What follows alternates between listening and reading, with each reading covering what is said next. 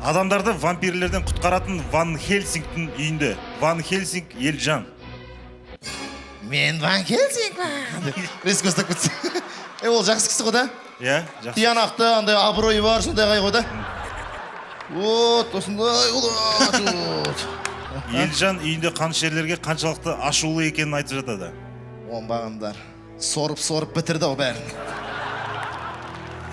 Осы кезде Ван Хельсингтің үйіне оның көмекшісі келеді. Көмекшісі Бексұлтан. Бексұлтан Ван Хельсингке бір жас қыздың ұрланған туралы және ол іске Дракуланың қатысы бар екенін айтады. Осының бәрін ойын жинақтай алмай түсініксіз ұзақ қылып түсіндіріп береді. Анаяқта бір короче бұқавада бір қыз болған ғой, соны короче алып кеткен, оның қан таза емес, бірақ ол Дракуланы яғаған ғой, короче. Қуш деп түсінген болса. Елжан қазақша сериалдың актерлары сияқты ашуланып Дракуланы 5 затқа теңейді. Неменеге үйдейсің сен?